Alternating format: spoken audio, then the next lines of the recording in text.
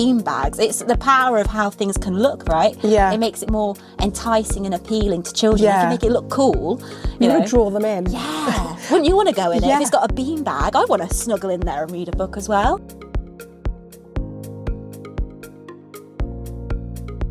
Hello again. Hi, nice to be back. And thanks for joining me again to another Talking Teachers episode. This time I was thinking about sort of general attitudes to reading nationally and the concern that's about that, which has been widely reported in the press and amongst educational circles. You know, children are just not choosing to read for pleasure. They're learning how to read, but they don't get stuck into a book for their own personal enjoyment. Yes. We all know the huge benefits from reading and the joy it can bring and the escapism it can bring and how it can open up your mind to the world, to the lives of others, to new ideas, to, you know, broadens your sort of horizons, your imagination, all of the many, many benefits we know of reading. But what can we do, knowing how reading for pleasure is on the decline? What can we do in schools? What can parents do at home, do you think, Jess, to create a culture which is, we love reading? You know, we are just a reading school. That's just who we are. Yeah, yeah. What can we sort of do to encourage that? I love that. It's the word culture, and I think it's about thinking that it's not just like one thing. It's the way in which we share our learning and love of reading amongst a group of people, and kind of having it as a school ethos and culture is just really important. You know, most schools do have they plan their units of work based on a text. That's quite good because it's immersive and the children get really excited by it, because you might be doing history lesson, but it all links back to, you know, the reading session that you've done on a horrible histories book that might be really popular, whatever the book might be. And it's about interweaving our reading into lots of different subjects. So it's cross-curricular as well, making it feel like, actually, wow, even though we read that text in our English sessions, this is applicable to our science. Like that's that word we heard before, and making sure that we're really purposeful with how we select our texts as teachers, and thinking which ones are going to open the most doors for children in terms of exposure, linking it to our lessons and our learning, and having those books proudly displayed in the classroom. I mean, having a book, picture book or whatever the book might be, but the face of the book, the title page, being on show in the classroom, pride of place. Yeah, I think that's a really good one. Quite often class libraries, and I think it's the same for the sort of central school libraries as well. There's just that sort of spine, the spine's facing out, and actually it's really hard to kind of look at a book and think, oh, that's interesting, when all you can see is the spine. So having it facing out, I think, is a really, how we make books appear in the classroom, that visual, that they're, like you say, that we're proud of them, that the front cover is sort of facing out, something that children might look at and be drawn to. Definitely. So making them look appealing in the classroom, having as many, like you say, front facing as possible, I think is a really good one. And thinking, like, you know, there is a misconception amongst like teachers and sometimes teachers in Key Stage 2 that reading corners should be mainly for Key Stage 1 and the lower year groups, but actually having those, every classroom adopting a reading corner, a reading hub, whatever you want to call it, make it stylish and fit your year group and your cohort, but having those purposeful reading places where children can go to if they've finished a lesson and you think, actually, this might lend itself to their learning, go into the reading hub. If you've got books out linked to the learning, start reading them. Tell us a fact that you've learnt about it. Having those opportunities for children to want to go. It's got to be enticing. Beanbags. It's the power of how things can look, right? It makes it more enticing and appealing to children. You can make it look cool. You know, draw them in. Wouldn't you want to go in it? If it's got a beanbag, I want to snuggle in there and read a book as well. And I think that's really nice, talking about books that are linked to their learning, which quite often will be a non-fiction book. And I feel like I really believe that there is a book for every child, and we can go on and on about our favourite sort of chapter books, you know, till the cows come home, but there are some children who are just not drawn to fiction, and they'd much rather read a book about facts and non-fiction. And I feel like if it's linked to the learning, that's really nice as well, because it helps them understand what they're learning. But valuing both non-fiction just as much as fiction to make sure, and other sorts of books as well, I guess. So still maybe fiction, but just, graphic novels, even things like children's magazines, just having different A range text of texts. types. Absolutely. Because we can make them look beautiful, but there are just, children will be drawn to different types of books as well, and making sure they've all got their place in your class library. Yeah, and thinking that reading's reading. So, if they're reading a recipe, or they're reading a non-fiction text, or they're reading a comic, they are still reading. They're engaging with words. They're engaging with a different type of text.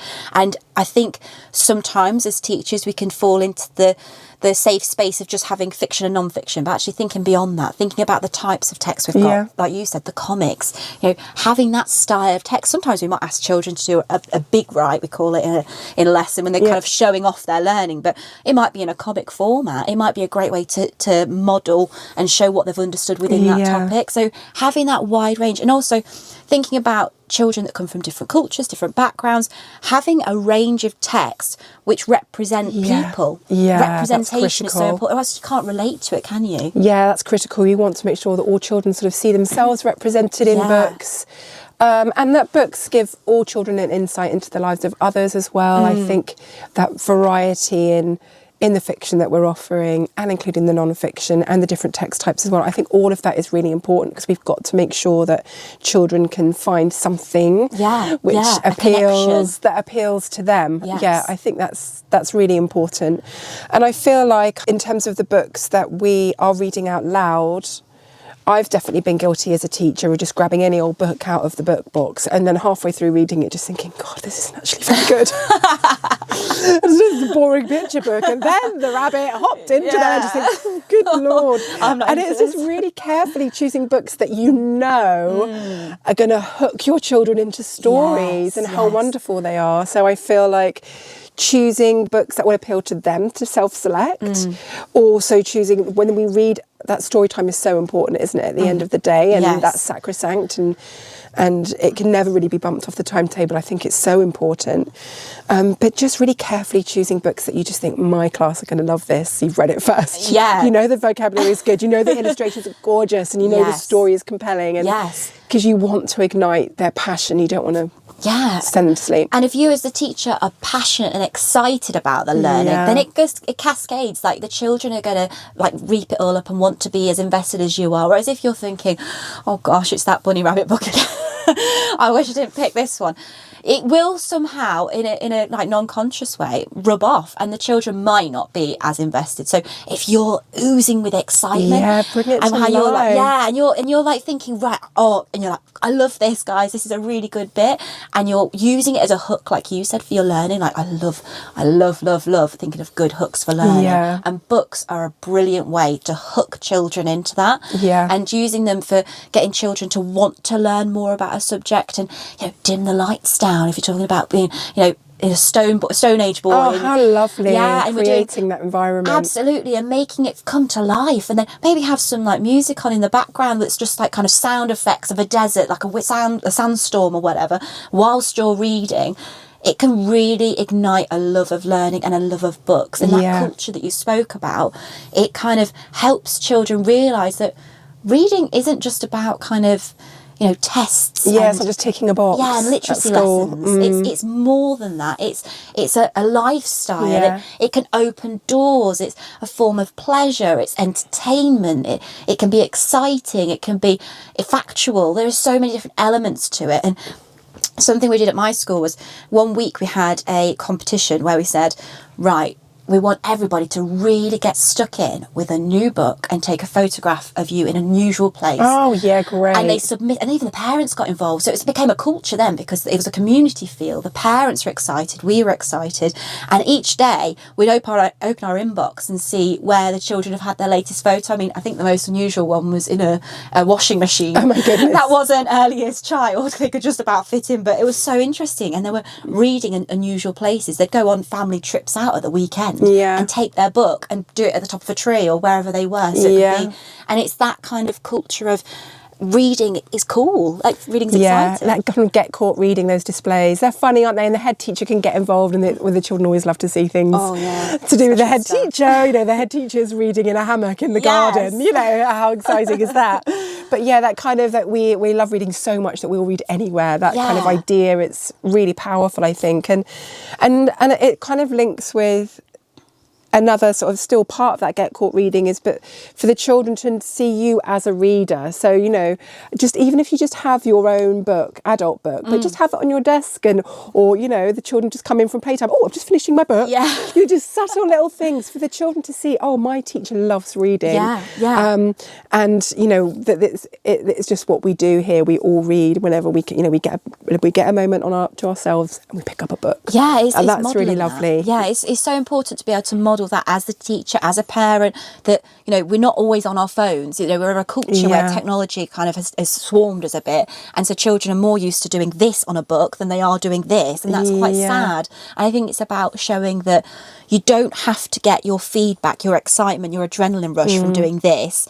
You can get it from reading, and if we model that, then it will rub off. It's just showing a new kind of habit, a day-to-day lifestyle change that everyone can kind of adopt and shift. Yeah, and do you know what? I'm just, as you're talking, I'm just thinking about, in terms of creating a culture as well. You know, we were talking before in a previous podcast about children sort of talking to one another and sharing, and they can do that with books as well. You know, what have you read recently? If you liked, you know, Horrid Henry, you might like, and get children to share books that they've enjoyed with each other, little mini book reviews that they can do, or, you know, it's kind of like, look at what you're reading. Would you recommend that? I think I might read that. Yeah, you know, and definitely. those sorts of conversations. Oh, tell me about it. What did you think? Yes. Or what was your favourite part? Yes. And it's all of that kind of like getting children to review the books and talk about the books that they've read as well. Not just saying that they've read it, but come on then. Let's hear about and it. reviewing it between Should each I other. read it? Why should I read it? What's so good about it? Yeah, definitely. I think that's really powerful as well. So how about parents then? Just thinking about, obviously parents are part of our school communities. What tips could we give to our parents to help them help us, help the schools to build up that reading culture, do you think? It's always a bit about relationships, and we want to build, you know, it's not, children are going to learn best, as we know as teachers, not just from us but from parents. So opportunities where parents could say, you know, if you've got a rainy day and you're thinking, I can't fancy soft play today, I can't stomach that with the children, could be so busy, but going to your local library, like just finding a local library completely free and just saying, right, let's choose a book and make it exciting. You know, back in the day when you used to go to like the video shop and you'd hire a video, and it'd be so exciting. You'd be like, oh, what video? Because you didn't have Netflix, you didn't have Amazon Prime, you didn't have all these things at your fingertips. So to be able to say, actually, why don't we go to a library? And that's inclusive. It's for anyone to do that. So I think things like that, where you can go and get excited about once a week picking a book, that's a good thing. And like you said, parents modelling reading, or even getting children to help you if you've got a new recipe book and you're doing the cooking. Idea. Reading around the house. Absolutely. Reading at home. And in different ways, like you said, different texts, different forms, being able to read a book and say, right, oh, mummy's struggling right now, can you help me? I need to stir this, what comes next? Having them to support you in that, so it's not even obvious that they're reading, but it's like, actually, oh, this is quite exciting because I can help mummy, daddy, whoever it might be, do this job by reading the instruction manual to know the next story. Exactly. Yeah, that's a brilliant idea. And I suppose also sort of giving parents a little helping hand with like recommended lists for different year groups and what books, you know, would you recommend?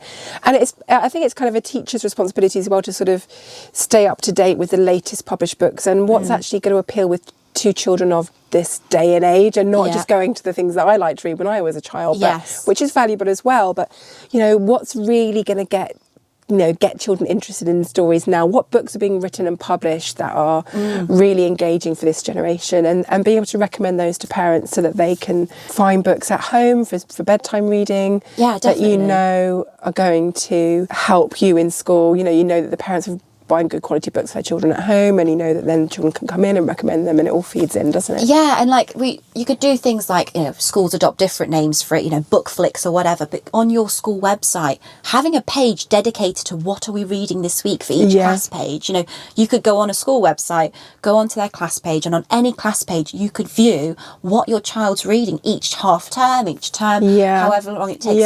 So then the parents are aware of what your class is reading, and they'll think, oh, actually, they've been learning about, you know, spooky texts or something that's a little bit eerie. Maybe I could get something at home. There's a new, you know, Oliver Jeffers that's a bit spooky. You know, I'll get a new one of those books. That's a great idea. And actually, it makes me think as well, quite often in some school libraries, you'll see books are sort of organised, maybe alphabetically or something, but actually it can be quite hard for children to know what to choose, because if you're just alphabetising books, whereas if you go, look, these are the spooky books. Yes. If you like spooky books, this is the box. Yeah, this is for of you. Spooky books. Yes. This is the box of adventure books. Yes. You know, this is the box of funny books. And actually, it doesn't really matter if it's alphabetized or not. It's just like, well, I read this funny book, I want to read another funny book. And I might be thinking about how you organise books as well, how you group them together, I think, so that children can easily navigate and find a book that they're going to like. Yeah, we've got to make it easily accessible for children. And you know, children kind of a bit like us. We like a grab and go. We like something that's quick. We don't have to be searching and scouring through the spines of different books to read. Because to someone who is A.A. Milne, they might not know that's Winnie the Pooh. Or, you know,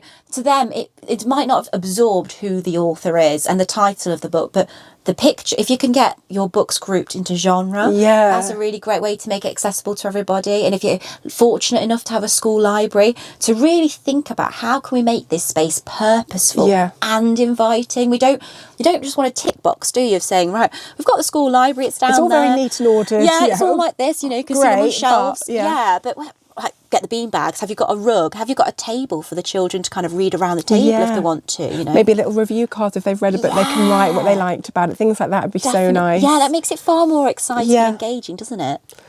Yeah, it makes me want to go and do all of those things right now. I know. I love planning out your reading corners. Yeah, definitely. So I think these are really good ideas for developing that reading culture in a school. And I know schools are working really hard to do it. And it's just a matter of celebrating books as much as we can. And like you were saying to me recently, you're talking about World Book Day as well, and making sure that those days are really celebrated. Getting authors into the school is always a lovely thing if you can get author visits. Oh, even better. Those special days where children can kind of be inspired as well and can show off what they love about books. Yeah, and using like assemblies as a quick way to show the whole school some text, you know, model an assembly on a text.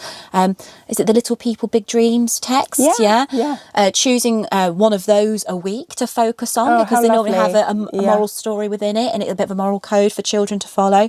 You know, another great way of sharing a love of reading and building that culture by exposing children. It's not a film that we're going to base this on, it's actually about a book. And children don't realise that, you know, films derive mainly from books. You know, a lot of storytelling is from books, of course, and kind of going back to the origins of books have been around for a very, very long time. Storytelling, you know, from caveman times, sitting around a fire and being able to have those kind of conversations about stories and things of it. Storytelling is so powerful. So, you know, we don't want children to lose a love of books. We want to encourage that reading for pleasure, that excitement, that reading culture within a school. Definitely. And that's a great note to finish on, I think. Oh, good. So thank you so much, Jess, for joining me. Thanks for having me. And I'll see you next time. See you soon. See you.